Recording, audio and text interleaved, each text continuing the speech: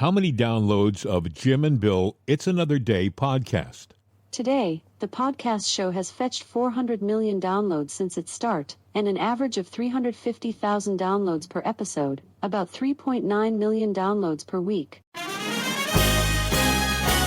Well, hello there. It's another day. I'm Jim Harrington. And I am Bill Knight. I'm a little hoarse today. Yes. That really is Bill Knight. Honest, I can vouch for it. It really is, but the guy's not feeling all that great. He had a wild weekend. Yeah, it was a wild weekend. I was partying out, drinking, and carousing. Those were my younger days.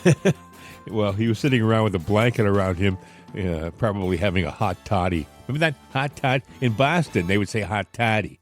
It's a hot toddy. It's actually good for you, but no, I don't have a hot toddy. I have a hot coffee. That'll work. And if it's Jim and Bill's Right Side Coffee, that's right, it is. Is even better. Jim and Bill's Right Side Coffee available in rightsideshop.com, at rightsideshop.com, and it's our storefront, online storefront, where you'll find hats and cups and all that other nice stuff. And but specifically, you'll get a great coffee. Jim and Bill's Right Side Coffee, a medium blend roast and a medium decaf roast. It's available right now in that store, and we're the only guys in the whole industry that have Juan Jose and the Border Crossers sing our coffee jingle. Guys, wake up on the right side with Right Side Coffee. Absolutely marvelous. They do a great job. That's Juan Jose and the Border Crossers. You can always recognize them. They're the only guys who wear a flotation device when they're doing their performances because, well, that's how they got here.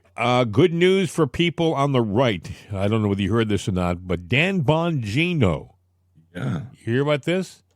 Yeah, isn't he like the assistant FBI director now or something? He's the deputy director of the FBI. So if you are a fan of his, I don't know, I guess the program's going to have to probably end. I don't know how you can do both. His radio program, and I don't know about the podcast. The podcast they might let him do, but I just think it's going to be such a full-time job being deputy director of the FBI that I would think both of those things will be placed in hiatus. Well, it's not like the audience will go away. They'll find a way to come back when he's ready to come back. Yeah, he's already proven that he has the ability to do radio. So Dan Bongino, the new deputy director of the FBI. I don't know whether anyone heard this over the weekend, but Tom Homan spoke at CPAC. And, yeah, he did. Boston, they're really bending over backwards to challenge this administration on everything. And the police commissioner of Boston apparently okayed releasing some child rapists back into the community, as opposed to notifying ICE that they were going to be released or that they had them in custody. So Tom Homan was in front of the CPAC crowd, and he said this. Listen. I read a story last night, the police commissioner of Boston. You said you doubled down on not helping the law enforcement officers of ICE.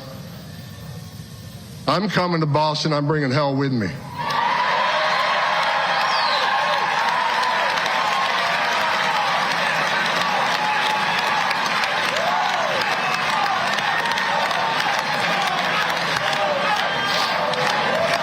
I looked at the numbers this morning. I stopped counting at nine child rapists that were in jail in Massachusetts, but rather than honoring an ICE detainer, released them back into the street. You're not a police commissioner. Take that badge off your chest, put it in the desk drawer. Because you became a politician, you forgot what it's like to be a cop. I don't know what these guys are thinking, guys like Pritzker in Chicago and the mayor of Chicago. I don't know what Mayor Wu in Boston and Maura Healey, the governor, and that police commissioner are thinking. But I would imagine that if they go to Boston and they keep interfering, somebody in government is going to go to jail. I'm just saying. Well, I would ask Mayor Wu and Maura Healey to open up the doors to their home to the illegal immigrants. I mean, it's such a great thing. Yeah. Why not? Absolutely. No, I think, they would be the last people on the planet to do something like that. No. You lead by example. So give us an example with your home. Yeah, well, I agree, but they won't do that because what's good for thee is not good for me. Do you know what I'm Then they're saying? chicken shit. Excuse me. They're chicken. Yes. Well, I think that if the shoe fits, wear it, right? And the shoe does definitely fit. So it'll be interesting. I think that Homan is not the kind of guy that's going to make challenges and not follow through. I don't believe that he can. Homan can't go in front of CPAC and the world and say what he just said, and then when push comes to shove, back down. I think he's saying to Boston, get the heck out of the way. I'm coming, and you're not stopping us. And if you, either you're helping us or you're on the other side. So, He's coming with as far as the law will let him come, and he's coming full force. Yep. And that's all there is to it. The other big story over the weekend, Bill, was there's a ton of big stories over the weekend. Yeah. What am I kidding? But Zelinsky, this is amazing. He said our money, not our partners. He's talking about the money he got for the war in Ukraine. He said $100 billion given by Biden to the Ukraine was, quote, a grant, not a loan, end quote. This guy is getting into a public fight with President Trump. I should warn you, Mr. Zelinsky, that I don't believe it's going to be a fight that you are going to win. I'm just saying, let's say you get to where you are constantly embarrassing the United States. What does that get the Ukraine? Well, I would imagine that means that all aid, everything is going to stop. Everything. A grant is there to fund ideas, projects, that provide public services, stimulate the economy. Those grants from Biden, did none of the above. Yeah, none of the above. So, you know what, Mr. Zelinsky, the money is not yours because it's false pretenses. Yeah, it really is false pretenses, and I think that he knows that. But I think he is one of these guys that it's personal now, But the problem is you're not going to win. You are not going to win. The sentiment in this country is turning way against you. He says he'll resign if, I guess they're allowed to be NATO and for peace. That's a bunch of crap. Yeah. Well, what? The whole war probably started because they started talking about letting the Ukraine into NATO. And that was one of the no-nos that Putin has. He's always been against that. He wants a buffer between NATO and his borders. He's always been against it. Now, Putin, mind you, asked to be in NATO, and NATO turned Putin down. Some people don't realize that. So he's decided, okay, if you don't want us in it, if we're not good enough to be in it, we don't want you up against our borders either. You know what I did yesterday? Do you remember back in 1983? There was a movie called The Day After. Everybody watched it. It scared Ronald Reagan. And that kind of started SALT talks, about de-arming and stuff like that. But really the setup when you listen to the movie and watch it is the same damn scenario that we got going on now with the borders of Russia and that buffer zone and whatnot. And I'm like going, here we are, history repeats itself. Yeah. Well, that was when they probably made good movies 40 years ago. Yeah, it was a long time. But you know what? If you watch it, it's relevant today. Yeah. So it'll be interesting. This is going to be a big week. They say, I was listening to some people talk about this morning.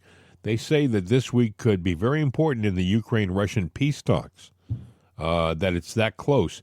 Apparently, even though this guy Zelinsky keeps trying to knock it, to derail it for some reason. I mean, instead of keeping his mouth shut, and talking, if he really wanted peace, this guy would shut his mouth and keep his opinions to himself.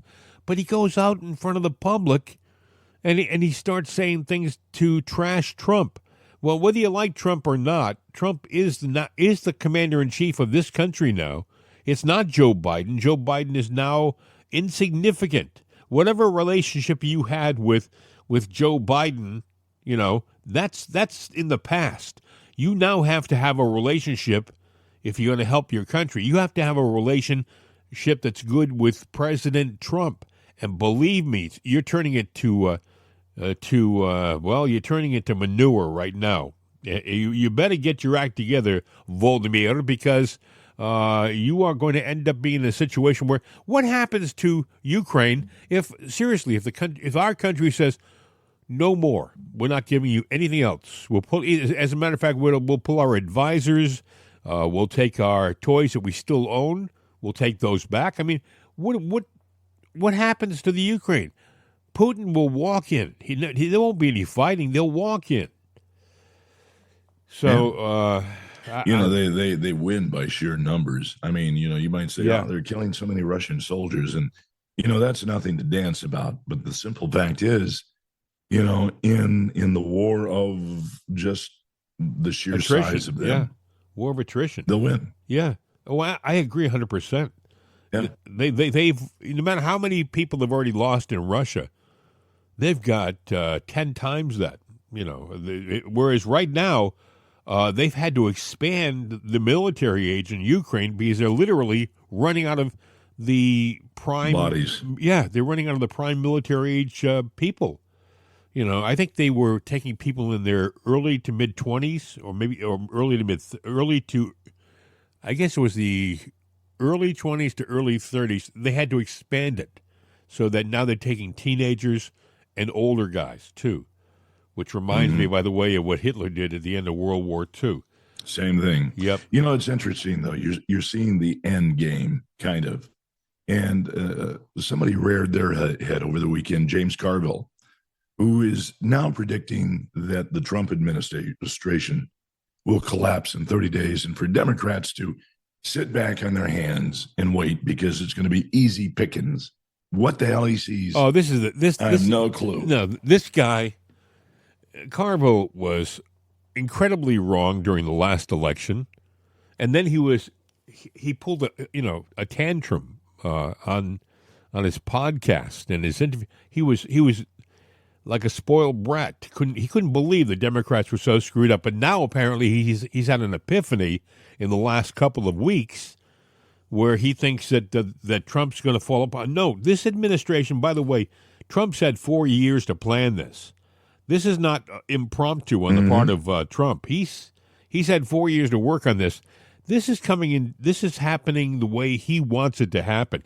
And I don't think any pundit out there, I don't think any politician out there can think around Trump right now because they've never seen this before in politics. Well, what they're trying to do is probably put the stories out there, let the media spread the fear, because that's what they're doing is fear mongering.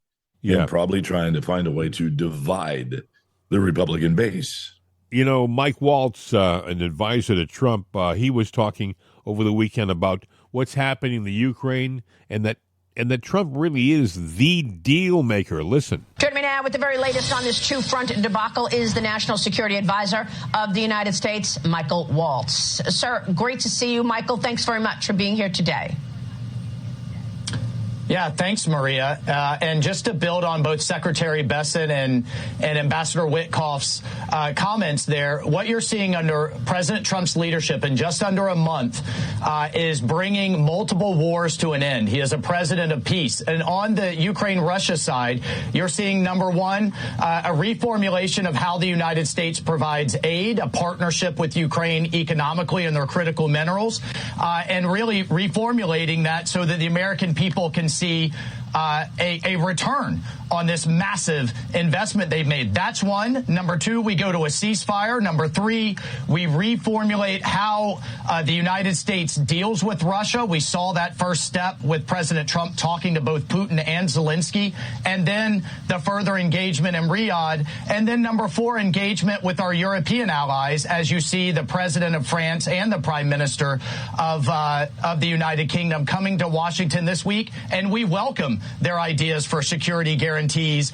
and European leadership to take care of Europe's security going forward. All of that is happening at the same time that we're getting our hostages out of the Middle East. Steve Witkoff leading that effort. And by the way, we must see the destruction of Hamas and Iran staying on its back foot, for which all options are on the table. 1 month, Maria, under President Trump's leadership. And I haven't even gotten to the border, the cartels, deportation, and everything else that's going on. You're right. You're doing an incredible job. The administration handling so much at one time. I want to go back to Israel in a moment.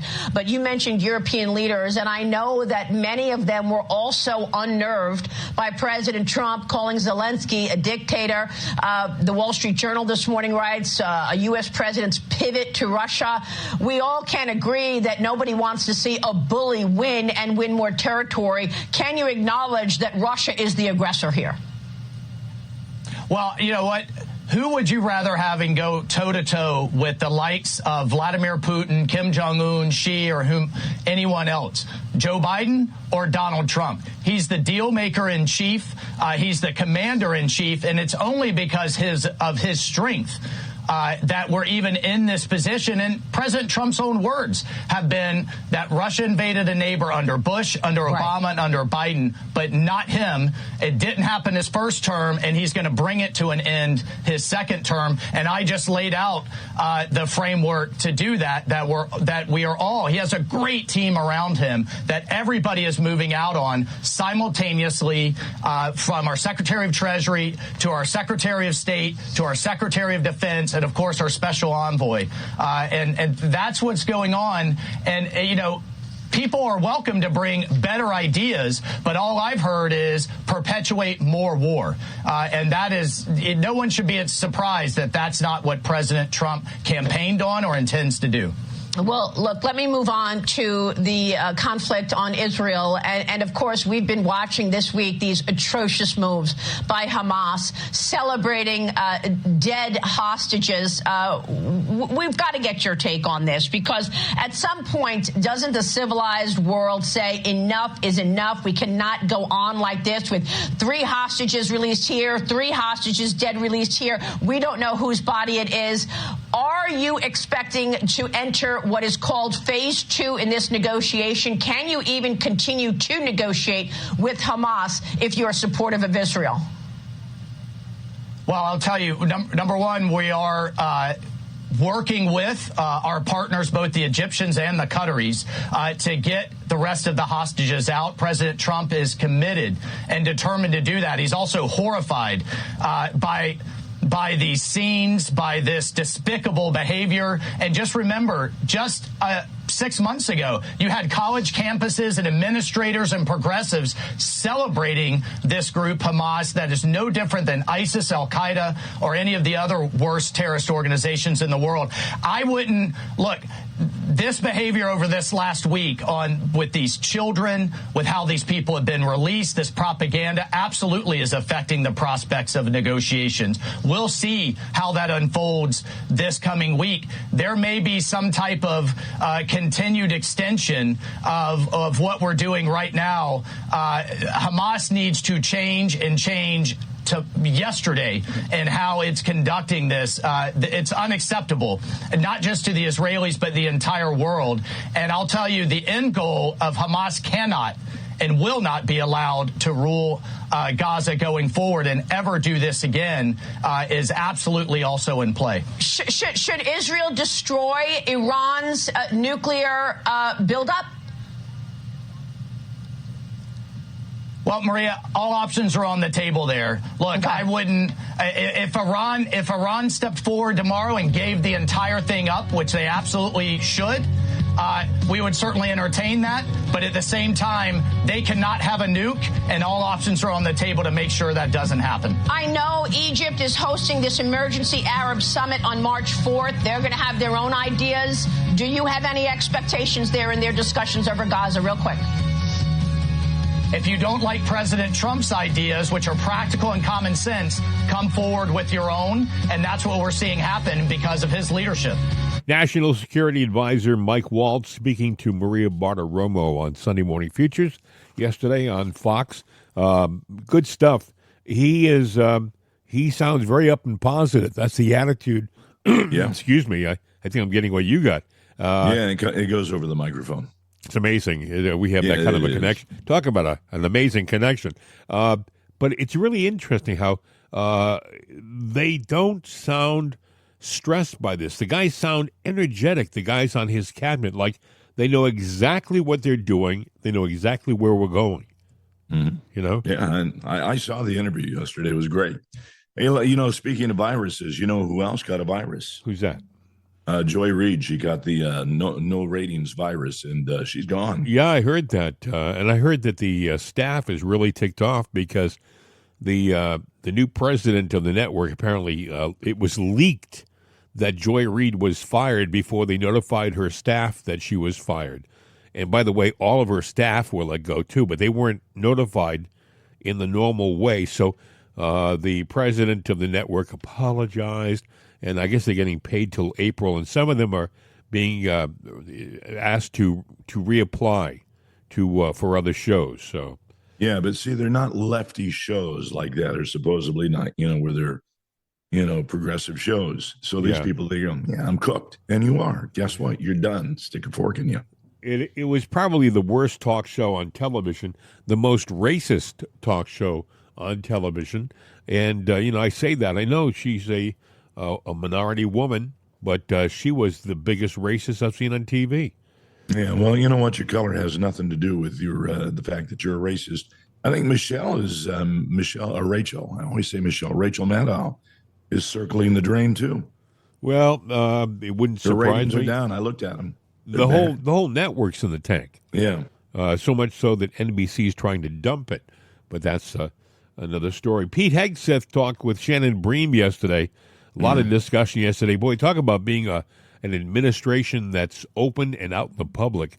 This one sure is. Pete Hegseth, it's a two-part piece here I have for you. First, the beginning of the interview, and Shannon Bream asked some interesting questions, including, I guess, when Pete was a private citizen, he was a more direct interview, and he had some direct things to say about Putin.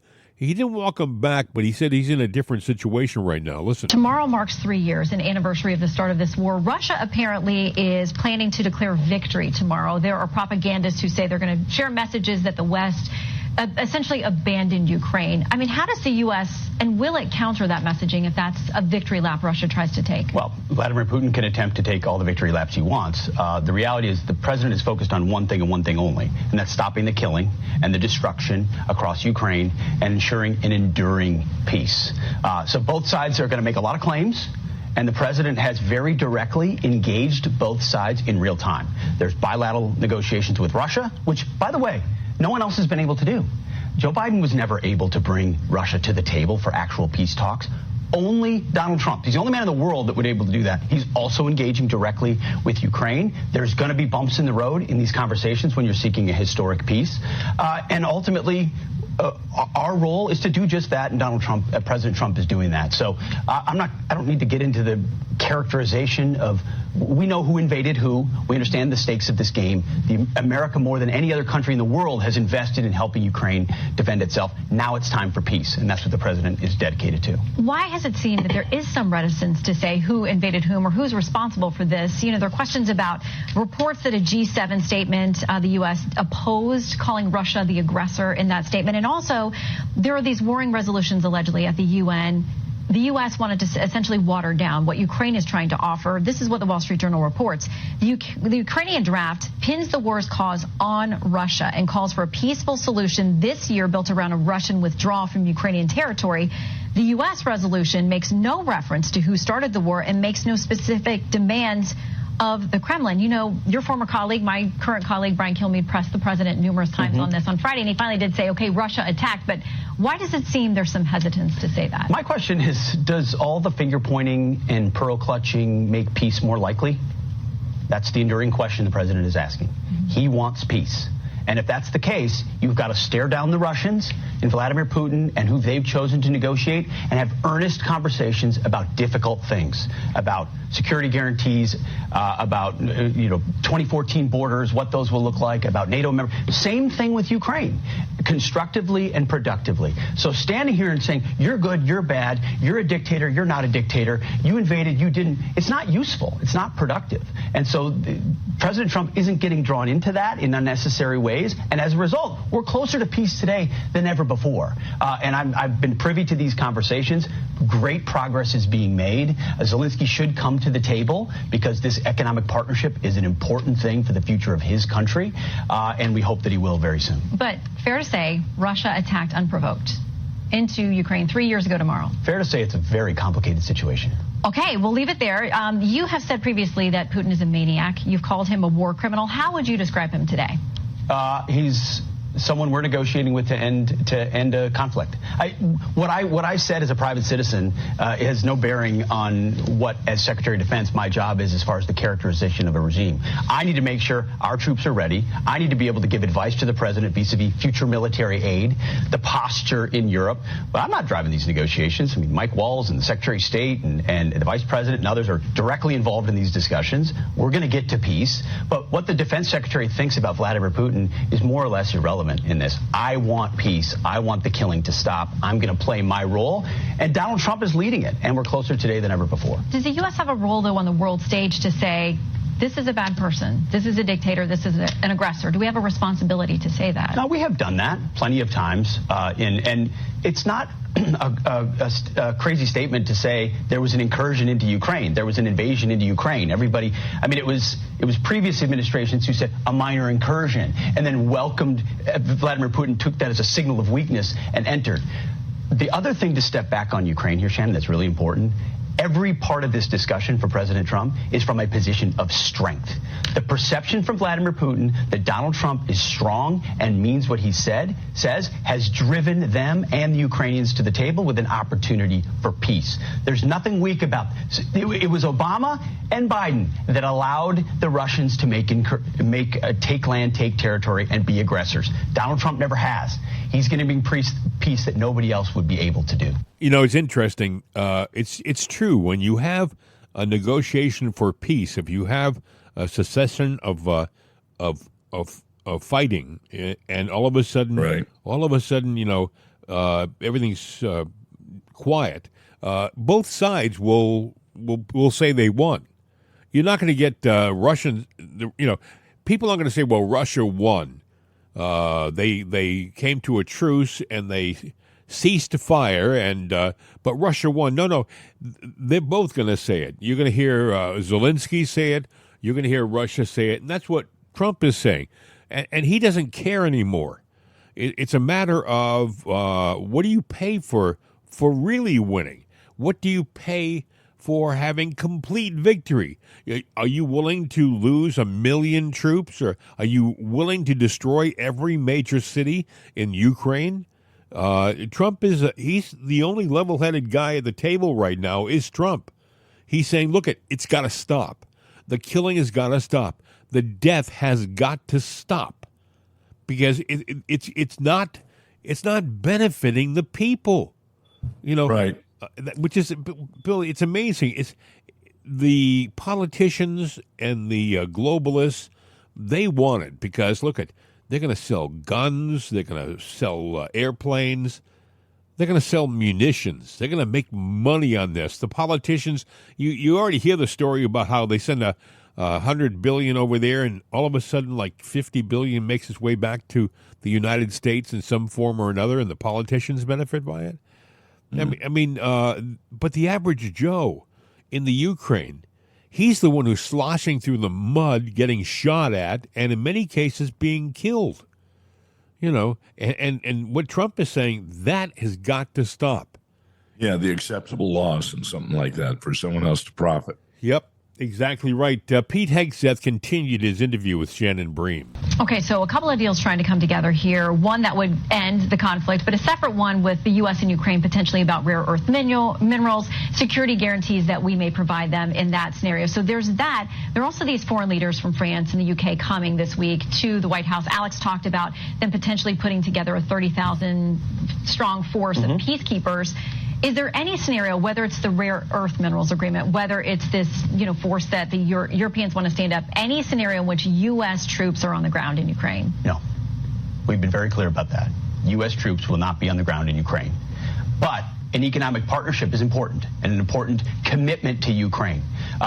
My message in Brussels, which ruffled some feathers, and that's okay. That my point there was to inject realism into the conversation, was, hey, on the continent, Europe should lead. So it's very encouraging to see European leaders saying we're prepared to step in Ukraine and help provide security guarantees. We welcome that, and we hope they step up and do it. Okay, starting Friday night, some big changes at the Pentagon in personnel and leadership and assignments. Senator Reid, who is, as you know, a veteran, he is the ranking member on Senate Armed Services Committee, wrote this. He says, a clear message is being sent to military leaders. Failure to demonstrate personal and political loyalty to Trump could result in retribution even after decades of honorable service. Goes on to say his military officers must remain free to give their best military advice without fear of reprisal. Is there room in military leadership for those who have loyalty to President Trump, but to those who may feel like that could be in conflict at some point to the Constitution? That's a total mischaracterization from Senator Reid, as has been most of the hyperbole in the press around this. There is civilian control of the military. Nothing about this is unprecedented. The president deserves to pick his key national security and military advisory team. There are lots of presidents who've made changes, from FDR to Eisenhower to H.W. Bush to Barack Obama, who fired or dismissed hundreds of militaries during his term.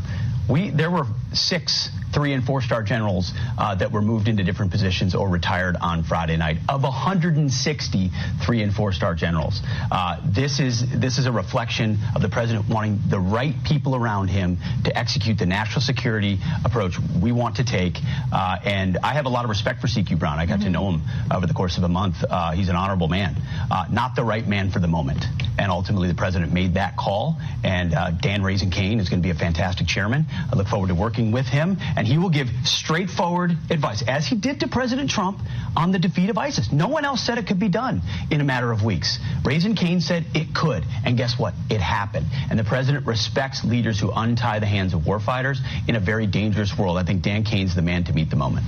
Okay, I got to ask you about this rumored list of people that you allegedly put together that were all going to be cleaned out. Is there a list? Is there anybody left on the list, if it exists?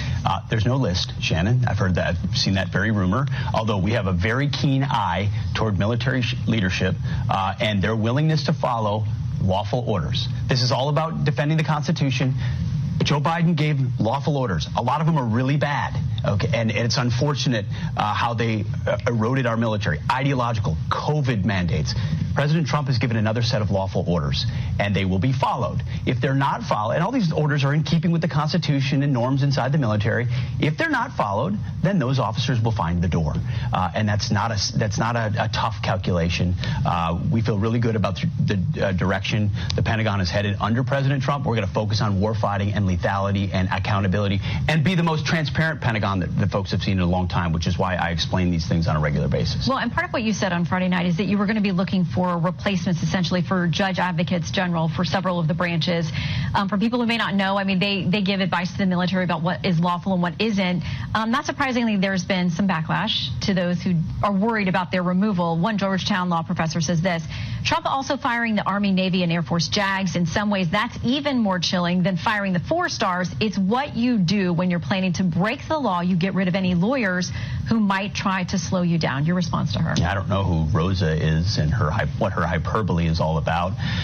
Ultimately, We want lawyers who give sound constitutional advice and don't exist to attempt to be roadblocks to anything that happens in their spots. What we know about these TJAGs, they're called TJAGs inside the military.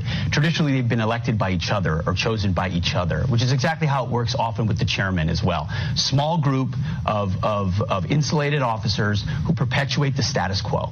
Well, guess what? The status quo hasn't worked very well at the Pentagon. It's time for fresh blood. So we're going to open up those positions to a broader set and a merit-based process to find the best lawyers possible to lead the Army, the Air Force, and the Navy. There's nothing about purging. There's nothing about illegal. We've made clear from the beginning, Shannon, the military will be apolitical with a fidelity to the Constitution, prepared to close with and destroy our enemies. One thing people haven't noted yet, which I'll share, is we're going to take, those are 3-star billets, but traditionally they've been 2-star billets over time. There's been lots of inflation in the ranks over time. We're going to return those billets to 2-star billets. We're going to shrink the size of our headquarters units, the inflation of military generals. We won World War II with 7 4-star generals, Shannon. We have 44 today. We have 163 in 4-star generals.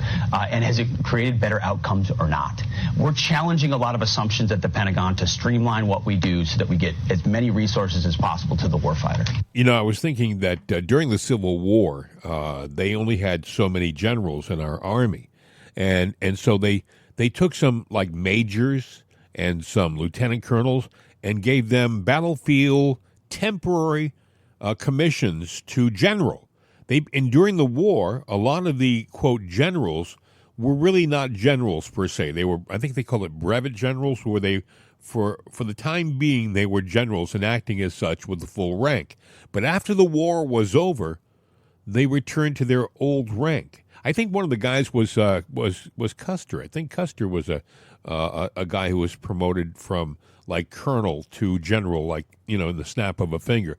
All of a sudden now, you heard him say they have 100 plus guys who are 4-star generals in the entire World War II theater. I think that he said, what do we have? 8 generals, 8 4-star generals. Now we got over 150 of them, you know, strolling around wearing their 4 stars. And what that does is it dilutes the importance of the position. The integrity of it. Yeah. If everybody can be a 4-star general, then what, you know, how great is it? How special is it? And I think what they're doing in this administration is they're backing this off. They realize that, you know. And I think that we're in good hands. You know, this going back to the first thing we talked about, you know, this morning about Dan Bongino being made the director of the deputy director of the FBI, speaks volumes to where they're not going to the traditional route. You know, they're not going. Everybody has historically probably gone through the ranks to get the second in command of the FBI. They went out of bounds. They took a radio personality. Yes, he was a Secret Service agent for 10 years. So he's in New York. Yep, he was a cop in New York. So he's not untrained. But he's never been in the FBI. And I've heard him on his show, Bill, say, you know, they're different than the Secret Service. The FBI and the Secret Service are so he'll be the first to tell you that he's not coming in with complete knowledge of how the FBI works. But he'll know. You know, I mean, he's got an idea because he's been in law enforcement and he's been in the Secret Service. And, you know, pretty prestigious thing to be in. So he should have some pretty good knowledge base when he gets in there.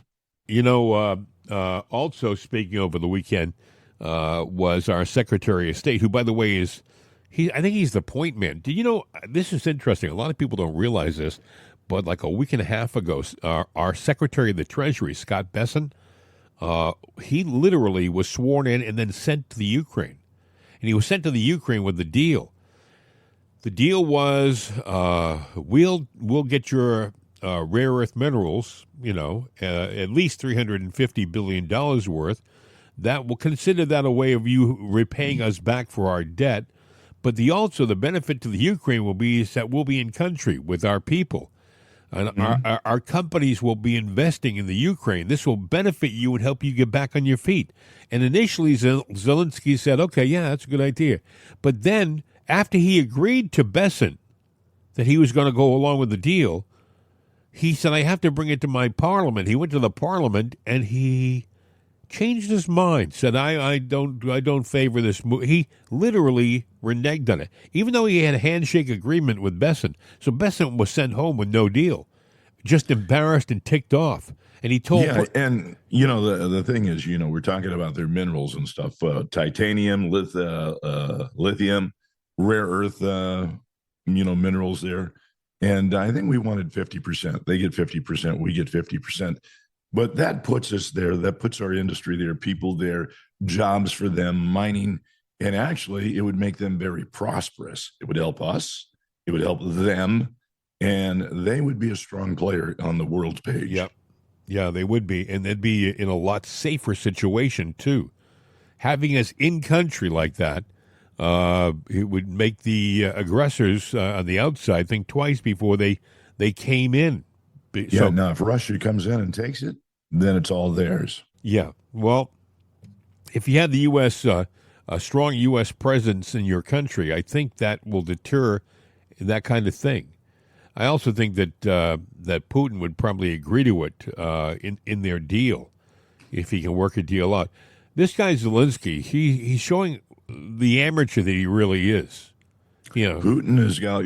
I think there's peace talks going on tomorrow in Saudi Arabia. Putin's going to be there. Yeah, I think Rubio is going to be there. Rubio was talking on TV about Zelinsky and this situation. Listen. When President Trump posts that President Zelinsky is a dictator without elections, what are you thinking? I think President Trump is very upset at President Zelinsky, and in some cases, and rightfully so. Look, number one, Joe Biden had frustrations with Zelinsky. People shouldn't forget it. There are newspaper articles out there about how he cursed at him in a phone call because Zelinsky, instead of saying thank you for all your help, is immediately out there messaging what we're not doing or what he's not getting. I think the second thing is, frankly, I was personally very upset because we had a conversation with President Zelinsky, the vice president and I, three of us. And we discussed this issue about the mineral rights. And we explained to them, look, we want to be in a joint venture with you, not because we're trying to steal from your country, but because we think that's actually a security guarantee. If we're your partner in an important economic endeavor, we get to get paid back some of the money the taxpayers have given, close to $200 billion. And it also, now we have a vested interest in the security of Ukraine. And he said, sure, we want to do this deal. It makes all the sense in the world. The only thing is I need to run it through my legislative process. They have to approve it. I read 2 days later that Zelensky's out there saying, I rejected the deal. I told him no way that we're not doing that. Well, that's not what happened in that meeting. So you start to get upset by somebody. We're trying to help these guys. One of the points the president made in his messaging is not that we don't care about Ukraine, but Ukraine is on another continent. It doesn't directly impact the daily lives of Americans. We care about it because it has implications for our allies and ultimately for the world. There should be some level of gratitude here about this. And when you don't see it and you see him out there accusing the president of living in a world of disinformation, that's very counterproductive. And I don't need to explain to you or anybody else. President Trump's not the kind of person that's going to sit there and take that. He's very transparent. He's going to tell you exactly how he feels. And he sent a message that he's not going to get gamed here. He's willing to work on peace because he cares about Ukraine. And he hopes Zelensky will be a partner in that, and not someone who's out there putting this sort of counter messaging to try to, hustle us in that regard. That's not going to be productive here. What's the timeline for a meeting between President Trump and President Putin? Well, that topic came up in our conversation with the Russians, and what I said, I know that now they're saying that they said it, but we actually said it, and that is, there isn't going to be a meeting until we know what the meeting's going to be about. Do you expect it later in 2025? I don't know the timing of it, but a meeting between President Putin and President Trump has to a meeting about something. We have to know what that meeting is about, what's going to be achieved at it. You don't generally have these meetings until you know some outcome or some progress has been made. So I think when that meeting happens will largely depend on whether we can make any progress on ending the war in Ukraine. And if we can, and that meeting is what seals the deal, I think everybody should celebrate that President Trump is a peacemaker. He's the only global leader right now that can make this happen. The only global leader. Why do you say he's the only one? Well, because others have tried and have failed. That's Secretary of State Marco Rubio, and really an articulate guy. And it's true. What Trump is saying, you heard last week Zelinsky was ticked off that he wasn't involved with the talks. Well, you heard Rubio say, well, wait a second, we've got to work both sides, and we've got to make sure we know we're all on the same page before we bring you all together. We're not going to bring you into one room and still have a debate. We're going to have the agreement basically worked out before you sit down. There's no surprises. But Zelinsky is an amateur. He really is. I think this is all about his own personal power. Boy, I'll tell you, the Democrats, they idolize this guy. They just about got down on their knees and bowed to him, Zelinsky. I mean, they called him the 21st century Churchill. All of this nonsense. A joint session of Congress with him on a big screen. And everybody was applauding him like, oh my goodness, it's George Washington. And this guy is the guy truly it leaves a lot to be desired as far as being a world leader goes. I mean, you can't call what you've done a success when you've lost 400,000 of your men. You know, when your country is absolutely decimated, cities that existed 3 years ago are no longer on this earth. You know, you can't call that a success. You know, I mean, listen, could someone have done a better job? I think, seriously, even Trump has said this. A real great leader would have figured out a way to sit down with Russia before they invaded. You know, they would have been able to sit down and work out some kind of a deal so that this didn't happen. But, you know, they are, you know, all these guys posture. It's like they're trying to, you know, I hate to sound, you know, Zelensky's not physically a big guy. I don't know whether you've seen it or not, but if you see Trump standing next to Zelensky, it's like Trump is taking out his junior high school son for an ice cream. You know, I mean, he's the guy's short in stature, so it's almost like he has a Napoleonic complex. You know what that is? It's Napoleon was a short guy. Napoleon was a very short guy, and they believe that a lot of what Napoleon did with regard to fighting was a direct result of his small stature, and he was trying to Little prove man syndrome. Yeah, he was trying to prove to the world that he was a big guy, you know. And it's like little guys that drive big trucks. It makes them tough, and it makes them big, and the story goes on and on. Yeah, that's a good parallel. How many times have you had a guy give you the horn right now? And then he gets out of the next rest area. He's about 5'3", you know. The truck is his hammer. Well, get out of that truck and let's see how big you are. Yeah, exactly. Other things to look out for this week. You know, Pope Francis is sick, very sick. He's in critical condition. Although they say he's cognizant, he's conscious, he's communicating. But his kidneys are failing. Yeah, and that's a terrible sign. You got two. Look, I sound like I've got a lung out. I don't. It's just throat. It's not even sore. I can't talk. But either way, it's laryngitis. But he's got double pneumonia, and they say, he's reacting to everything. But basically, if they're being honest, he's on life support. Yeah. And his kidneys have started to fail. Yeah. And once that happens, it's a downhill slide. And I hate to say it, but the next few days for him could be a very critical time in history. Yeah. Again, for the Catholic Church. Yeah, I agree 100%. I think he is in a real dire situation right now, and I hope he has great doctors, and I'm sure he does. Yeah, I'm not a fan of this Pope, but as far as it goes, if you're Catholic or anybody, give him a prayer. Yeah, because I can not like somebody, not approve of somebody, or totally vehemently hate him, but I don't wish ill will on anybody. I might spew some words of anger, but I do not like to, I'm just, that is not a part of me. No, I know exactly what you're talking about. Look, the guy is more political than he is, right. He should be. He should be more of a theologian and not a politician. But he likes to step into liberal politics, and it drives a lot of his followers, his Catholic, loyalists, away from the church. I can tell you that a lot of people I know who are devout Catholics, they haven't lost their faith, but they've lost their faith in this Pope, if you know what I mean.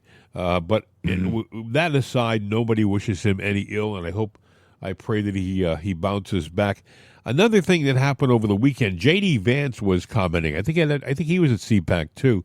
He gives a great speech, but he was giving a message to young men. Listen to this. My message to young men is don't allow this broken culture to send you a message that you're a bad person because you're a man, because you like to tell a joke, because you like to have a beer with your friends, or because you're competitive. It's...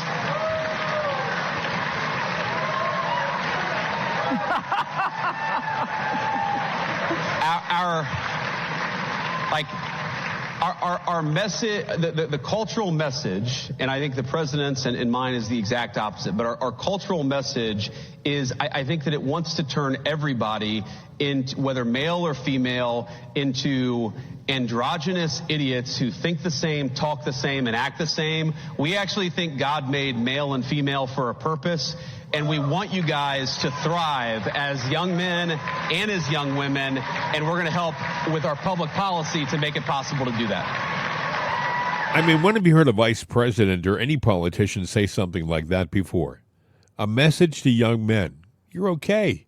You know, You're doing a good job. Don't let the world knock you down. Quite nice to hear that.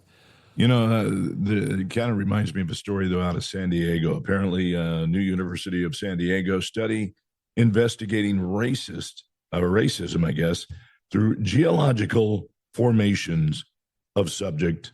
That's going to be how they figure out the subject of geological formations versus racism. They're saying that you are a racist depending upon where you came from.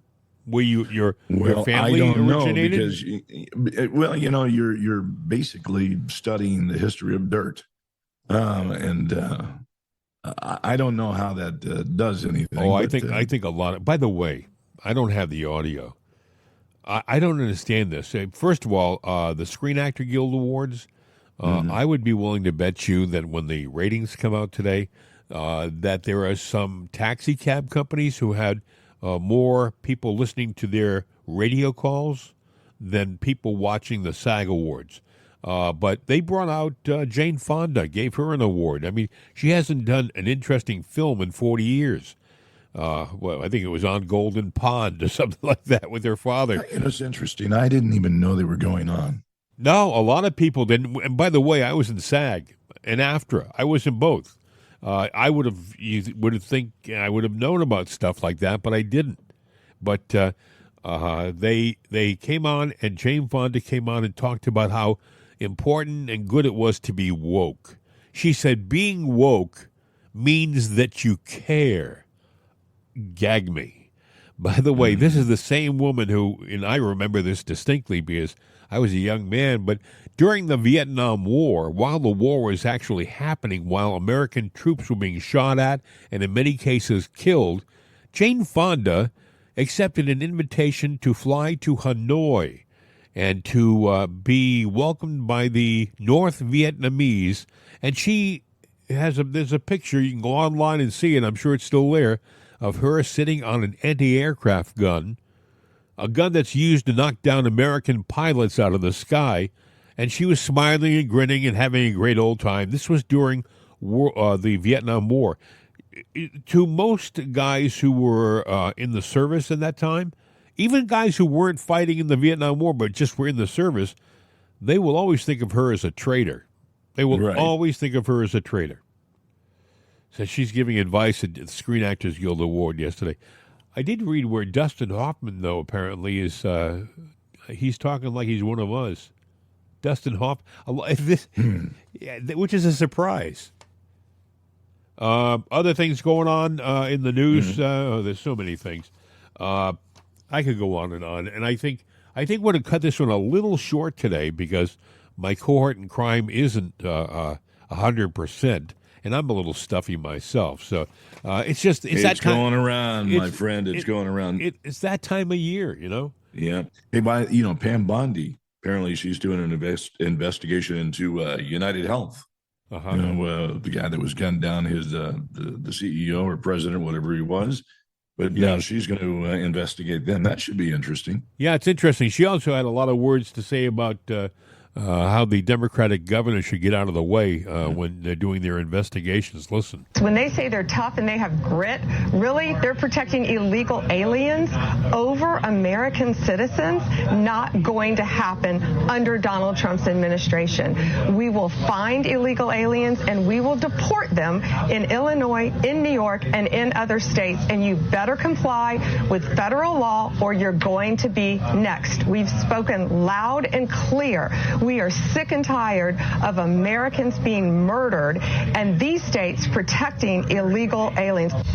You know, what's going to happen when she actually has a governor or a mayor arrested, Bill? It could happen. What's the response going to be from the left?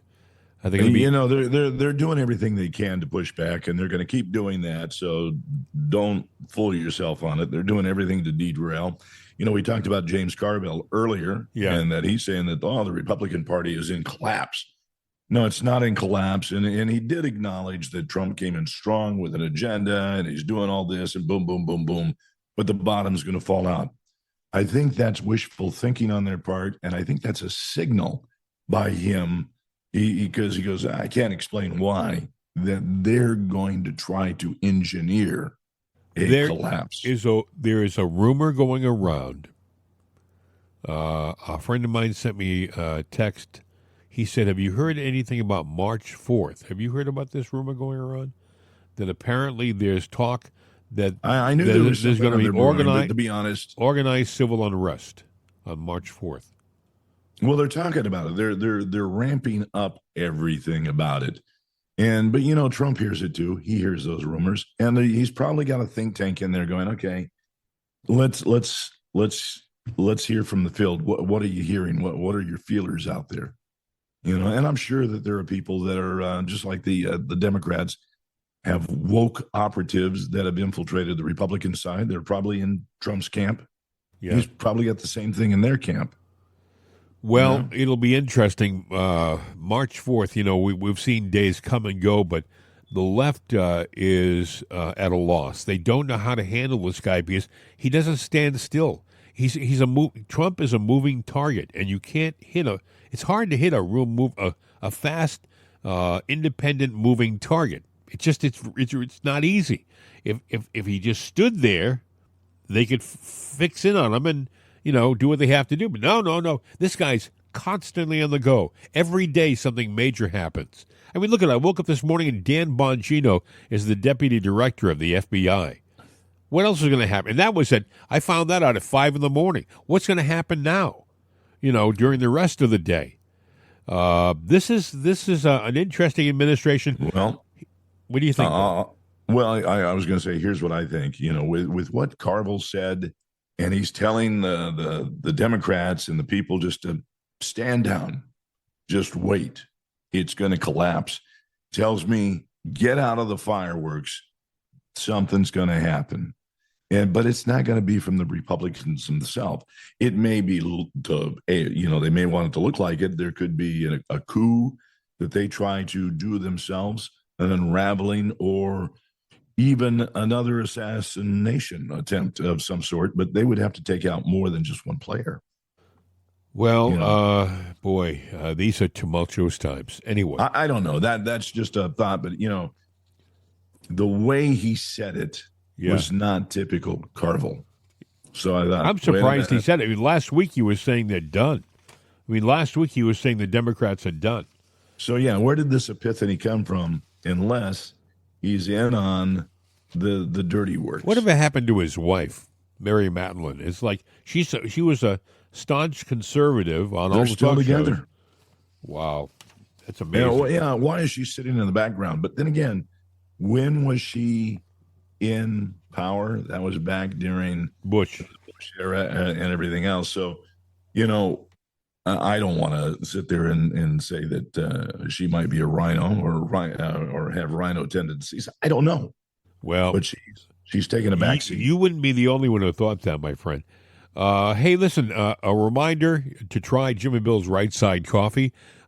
It's a delicious medium blend roast and medium decaf blend roast. It's available at rightsideshop.com. Rightsideshop.com. Jim and Bill's Right Side Coffee. You got to try it, and you got to give it to your liberal friends. Introduce it to them. Maybe it'll change them. Who knows? You never can tell. Stranger things have happened in this world. Jim and Bill's Right Side Coffee at rightsideshop.com. Here's Juan, Jose, and the Border Crossers. Wake up on the right side with Right Side Coffee. What a good job they do. Huh? Anyway, my friend, because you're a little under the weather, and I'm not 100% either myself, I think now would be an appropriate time for us to bid our audience a fond farewell for today. I think we covered a lot of stuff. Yeah, actually, we did. We thought we'd cut it short because of the voice. I will tell you this, testament to Right Side Coffee.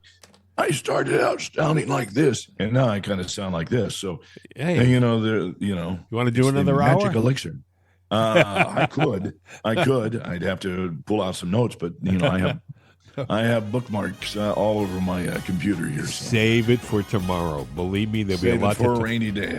There'll be a lot to talk about tomorrow, my friend. It's going to be a big day. You want me to do the ending today, or do you want to do it? Well, let's hear how you do it. All right, because my friend's voice is not there, So I'll do Hasta la vista, baby. We're out of here. Oh, geez, I'm fiery.